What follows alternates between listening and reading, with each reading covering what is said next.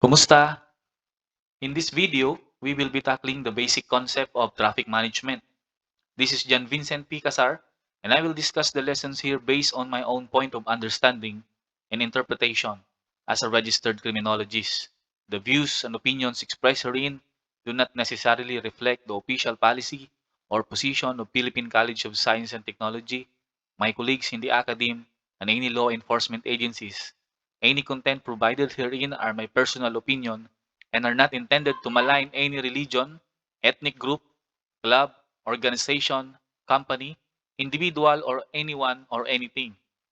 The music, images, illustrations, or icons used in this video belongs to the rightful owners. No copyright infringement intended in this video.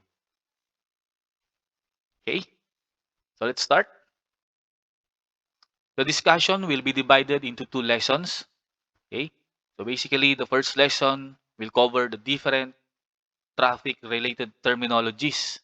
Okay, so the students at the end of this lesson, they should be able to understand the common terms used in traffic management and accident investigation. Okay? So, in the other lesson, this lesson 1.2 will cover the historical background of transportation. And at the end of this lesson, students should be able to appreciate the importance of different events that shape the present condition of transportation and identify key persons who help develop the ease of transportation. Okay? So that will be the coverage of our discussion for this video. So I hope that you're ready. So let us now start on the discussion. Okay? So the field of traffic management is a complex task. You must integrate different factors in order for you to analyze how this field of learning is being done. Okay? So in order to simplify this task, the following terms will help you understand the concept of the course. Okay? So first things first, we must understand the definition of the word traffic. Okay? So when we say traffic, traffic is derived from a French word traffic, a Spanish word tráfico, or an Italian word traffico or trafficare, which means to carry or to trade. In English, traffic is the movement of persons, goods, or vehicles, either powered by combustion system or animal drone, from one place to another for the purpose of travel. Sometimes, people used to use the word traffic to describe congested vehicles in highways. So in other words, traffic is the delay of transportation or movement of vehicles. However, if we are going to analyze the definition of traffic, it is the other way around. So instead of delay of traffic or instead of delay, traffic refers to the actual movement of vehicles, either persons and even goods. So if there is a delay of transportation, it is safe to say that the traffic is congested rather than saying traffic. I hope you get my point. Okay? So next we have the term management. Okay? So when we say management, management may refer to the act of directing and controlling a group of people or an organization. It is the skillful action, okay? A skillful action necessary to achieve a certain goal. So that is the definition of management. Okay? So we have already understood the definition of traffic and management. So we will now proceed in the definition of traffic management. Okay? So when we say traffic management, in its simplest sense, it is the systematic administration and operation of traffic. Okay? So traffic management improves the safety for all its users and ease the congestion and control the movement of traffic units. So traffic management composed of or comprises traffic units such as drivers, passengers, pedestrians, traffic signs, road networks, and vehicles. So traffic management controls all these traffic units. Okay? It comprises the control of these traffic units. Traffic management also includes all agencies such as the legislative branch of the government.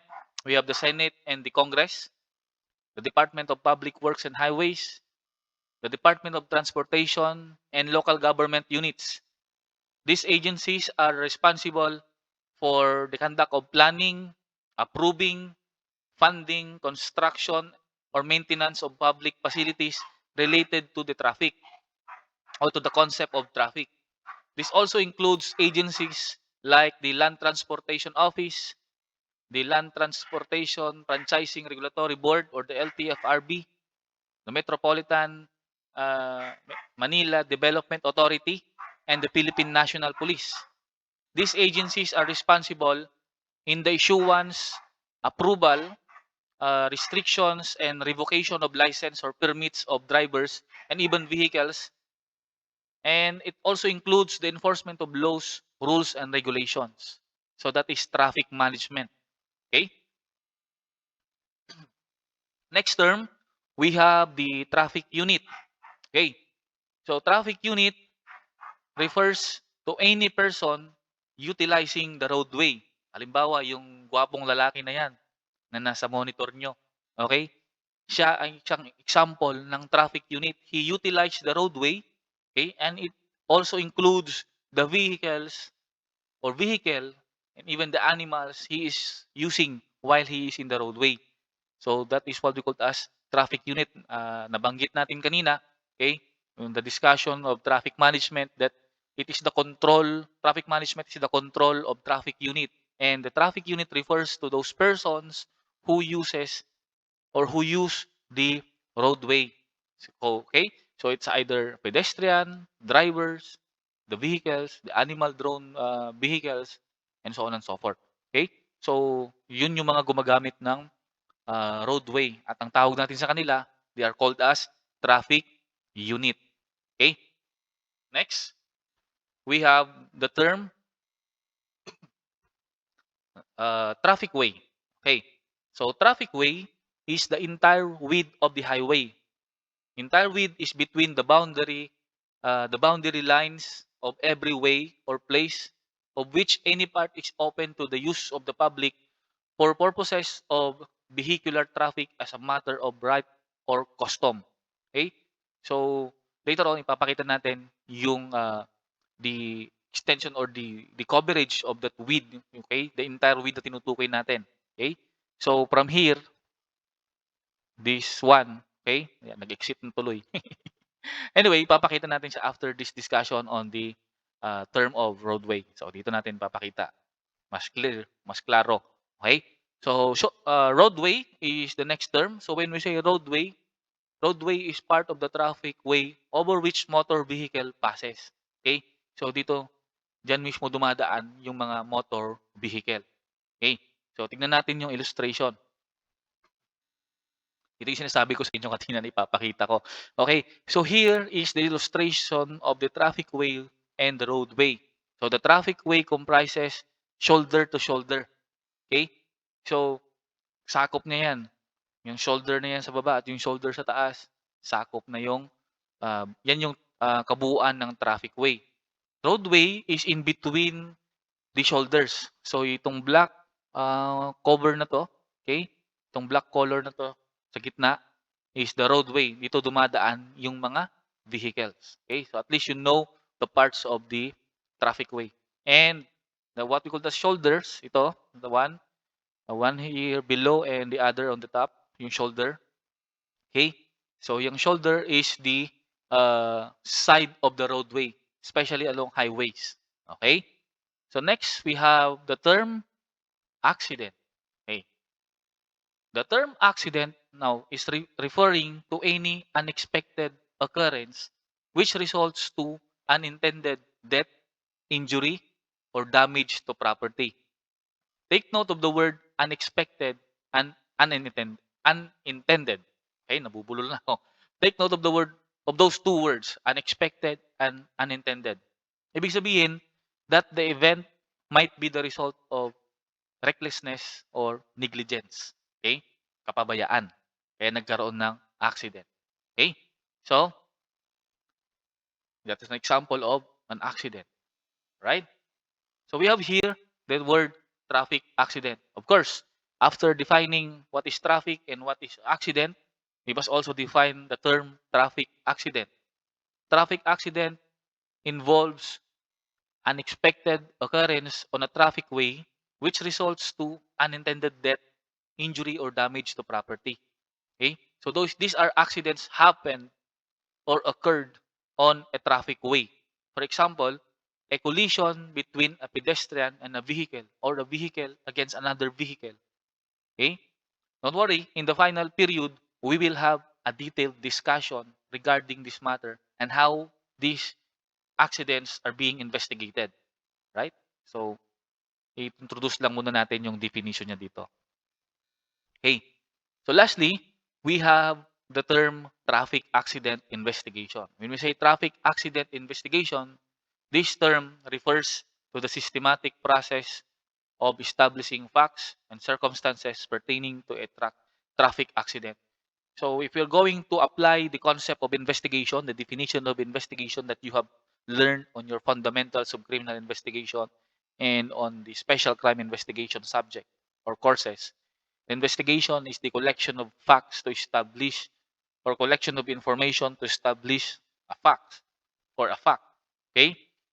So dito, in traffic accident investigation, we are establishing facts and circumstances pertaining to a traffic accident. So specifically on the collision of vehicles, okay, in roadways or the collision of a vehicle and a pedestrian and so on and so forth. So anything untoward incident, unexpected occurrence, or that resulted to an unintended injury happened in the traffic way, okay, you collect information regarding that particular incident, what happened to that particular incident, what actually transpired on that incident is called as traffic accident investigation.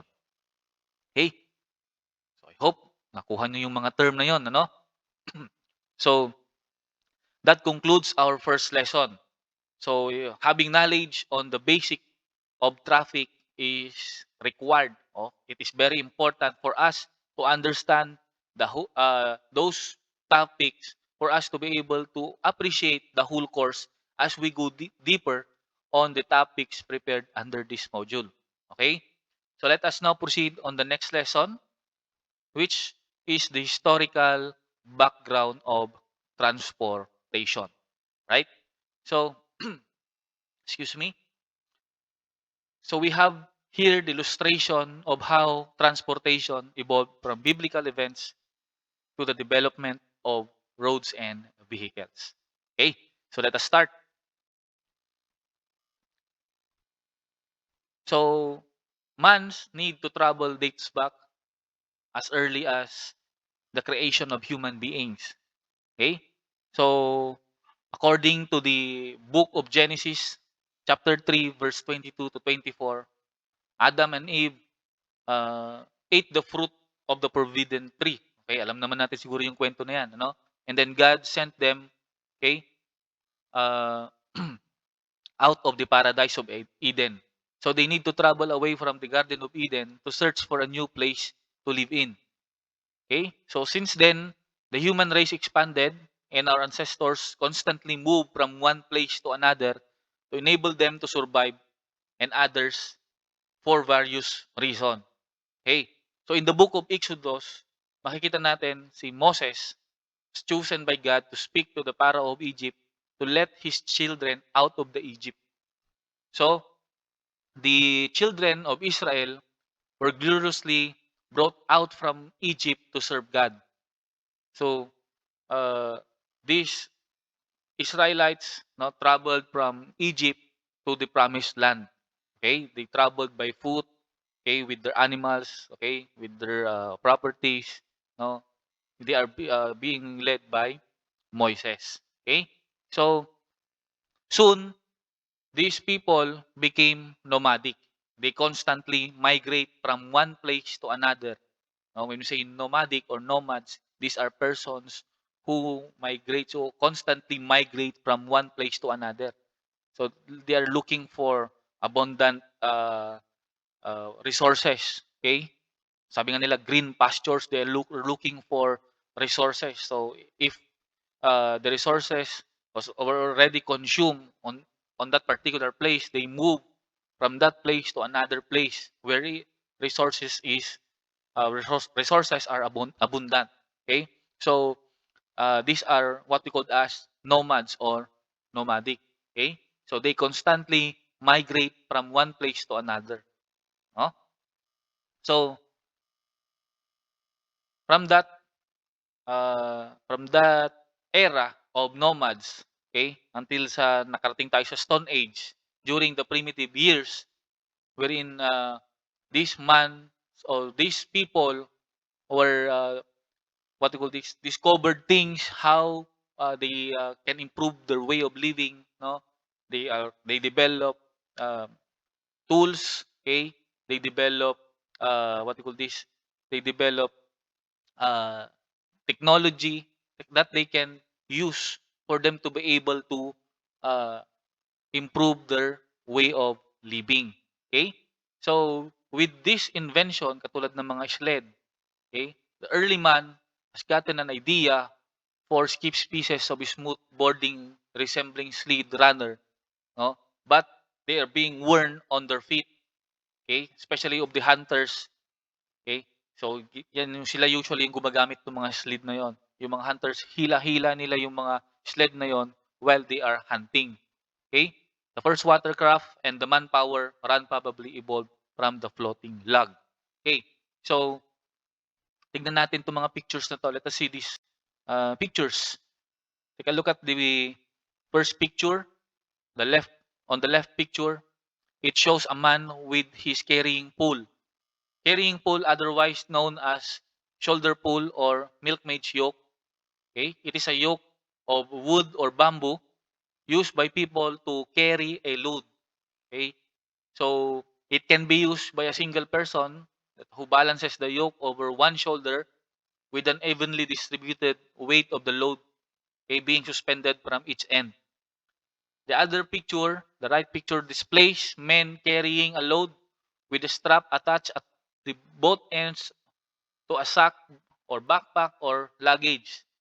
This is called as backload and thumb line. It is used to carry the object by placing the strap over the top of the head. This utilizes the spine rather than the shoulders as standard backpack straps do. Okay? So, human also use several lugs or rulers in a row, dragging the sledge over one roller to the next. This is called as the sledge on rollers or sledge on runners. Okay? So, as you can see on the picture, the sledge on roller which has become groove, okay, with the use of a lug. Yung sledge were developed, okay, nag-improve siya, nagkaroon siya ng wheels and axle in one piece and the axle fixed by pegs. Okay? Later on, makita natin yung evolution na yan. Okay? So those are sledge on rulers or sledge on runners. Okay? Next, we have the what we call this, the trabwa. Okay? This trabwa were being used by Indian people. Okay? Indian people are indigenous people or the aboriginals of North America. They use a frame structure to drag loads over land, and they called it as trabwa. Okay? So, as you can see on the picture, they attach the two poles, okay, intersecting at the almost end of the two poles. Okay? And they use that to carry loads. They called they called that thing as trabwa. All right? So, when these ancient people, no, as I've said a while ago, created these tools and they use their own power to operate or to what you call this, to use these tools, they use their own power, no, they tried again to look for or to discover other means for them to be able to make things easier. Okay, so they realized that they can use animals for them to be able to make those tasks easier. Okay? Like for example, carrying loads. Instead, the back loads or the thumb line were carried by them. They use their own power. They use animals. They realize that they can use animals for them to be able to make that particular task more easy or easier rather. Okay? So we have here the ox. Okay?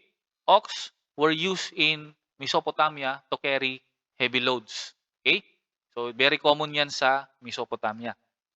In Siberia, reindeers were used to pull sledge on ice. Yan. Hindi lang si Santa Claus but the Siberian people use reindeer to pull the sledge, especially on ice. Okay? And even dogs were also used to transport people, especially on winter season. Okay? So, in Middle East, it is very common to see donkeys carrying loads or people for transport. Okay? And in the pre-Columbian America, the llama was the only New World animal other than the dog capable of domestication and use in transport. Okay. In Asia and in Africa, elephants were also used. And they are not used only for carrying loads or carrying lugs, but they are also used by Carthaginians during their war against Rome. Okay? So ginamit din ng mga yan sa gera. Okay? Of course, when it comes to transportation, I think this animal, the horse or the horses, are the flag bearers of transportation. Okay? Yan. Kumbaga kung pambansang hayop ng transportation, horses ang mako-consider natin para sa akin. Okay? In Arab or in Arab countries, camel were commonly used. Yan. So they are very common in Arab countries, camels. Okay? So we also have here the yak. Okay? Yak were also used by Tibetans. Okay? They use yak to traverse the challenging terrain in their place. Okay? So yan yung mga yak. Right? So next, we have the wind power. Yan. Okay? So we have here the ancient Chinese kite. The ancient Chinese kite were used for transport when Korean generals employed one in bridge building. Okay? The other picture shows how Leonardo da Vinci contributed in the development of transportation. Okay? His concept of ornithopter was based on his observation on the flight pattern of birds. Okay? So, numerous sketches were found in his notebook showing the mechanism of the said technology. Okay? So, we also have here in France. Okay? In France, the brothers Joseph Michael and Jacques Etienne have successfully released several balloons, okay, when they proposed to use two condemned prisoners for the first ascent with passengers. Later, Pilatre de Racer, a natural historian, protested this and claimed the honor for himself. Yan, nag-aagawan sila kung sino nakadiscover ng Montgolfier balloon. In 1783, Rosier and Marquez de Alarlones became the first men to make a free balloon ascent. Okay? So, we also have here in 1847, si Ernst Werner von Siemens designed a rocket plane which was to be propelled by the explosive force of gunpowder. Yan. So, gumamit yan ng pulbura, yung eroplano na yan para umandar. Okay? We also have a German inventor, Otto Lienthal. Otto Lienthal also made a study on the flight of the birds and experimented with ornithopters, going so far as to build a model ornithopter. His chief work was with gliders. Right? Also, we have Alberto Santos Dumont, a Brazilian who experimented with the steam-powered balloons in Paris and made his first balloon ascent in 1897. In 1898, he completed the construction of his first airship. Okay? We also have the famous Wright brothers who built the biplane kite with over, take note, 200 different wing types, which they tested in a wind tunnel of their own invention. Therefore, they conducted their first man-carrying powered machine, and the first solo flight from New York to Paris was made by Captain Charles Lindbergh in May 1927. Okay?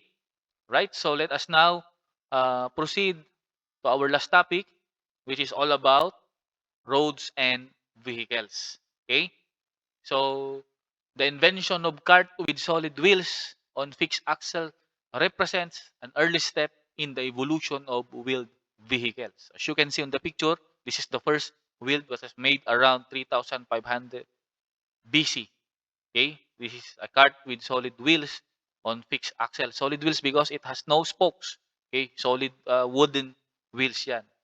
Okay? So this is a single piece of wood rotated on a single axle.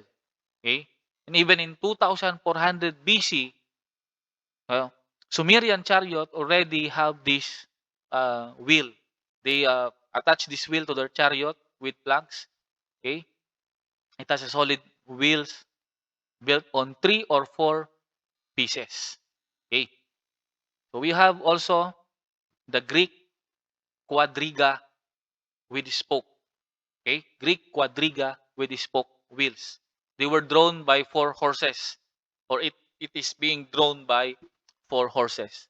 It was a light and elegant vehicle for gentlemen about 250 86. Okay?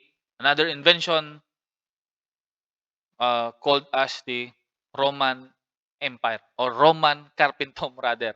Okay? Another invention by the Roman Empire is the Roman Carpentum. It was also introduced, okay, during the ancient time.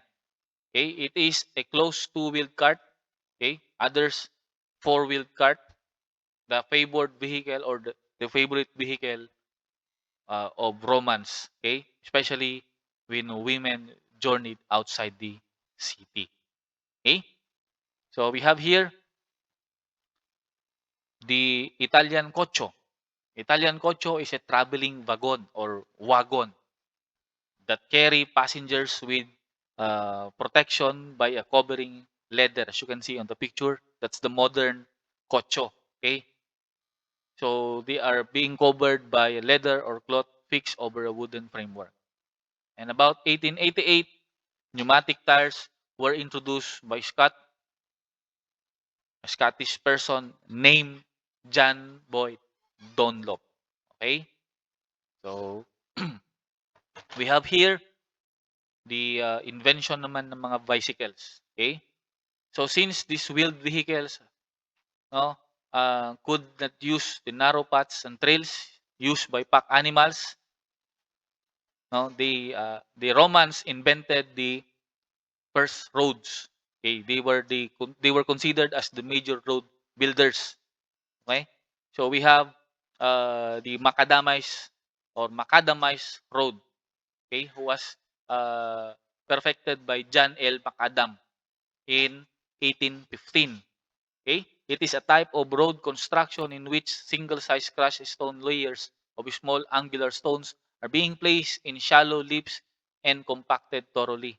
As seen in the picture, a binding layer of stones, dust, or crushed stones from the original material may form that particular road. May also, after rolling, be covered with a binder to keep dust and stones together. This method was simplified and had been considered the state of the art at that moment. Okay?